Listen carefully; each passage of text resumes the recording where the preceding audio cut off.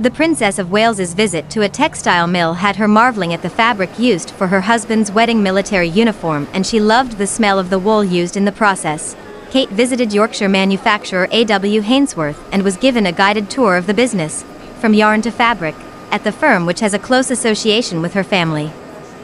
The company, based in the small town of Pudsey, makes textiles for a range of clients, from fashion houses like Gucci and woven felt for Steinway pianos to the red tunics worn by guardsmen, and bought a woolen manufacturer from the princess's family in the 1950s. Amanda McLaren, AW Hainsworth's managing director, said after the visit, her love for textiles was clearly there.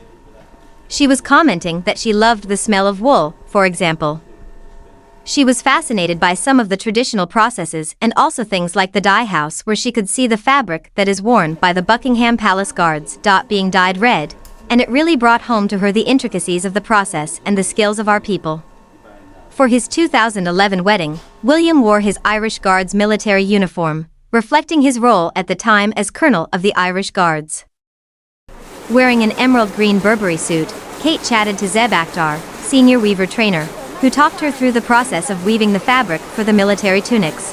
Later, Mr. Akhtar said the royal guest had asked if the machines were ever stopped, and as we were talking, one of the ends broke and the machine stopped automatically. As the visit came to an end, she was shown a dummy wearing the full guardsman outfit of bearskin, scarlet tunic and trousers, and ran her hands over the merino wool fabric of the jacket. Rachel Hainsworth, a seventh generation of the family-run business who sits on AW Hainsworth's family council, chatted to Kate about Lupton Co., the woolen business they bought from Kate's paternal family.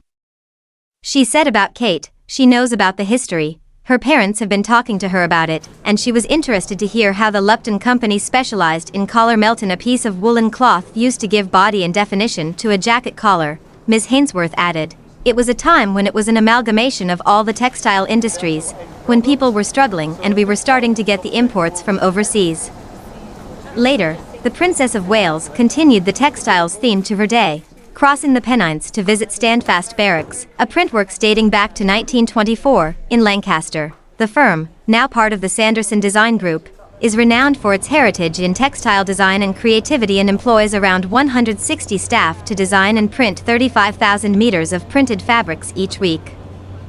Kate spent more than an hour touring the factory, speaking to staff and directors, who gave her a demonstration of their work, from conventional flatbed printing of the design known as Strawberry Thief to rotary printing of a design, Mr. Fox, to printing the design Hollyhocks using digital printing, a more sustainable technique, with each meter of fabric produced using approximately 80 liters less water than the traditional way.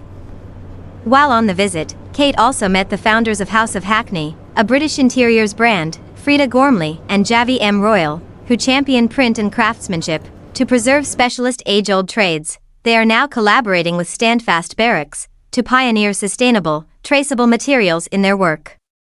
Later, Kate rounded off her tour by meeting Peter Elliston, the factory's longest-serving employee, who will clock up half a century at the firm in November.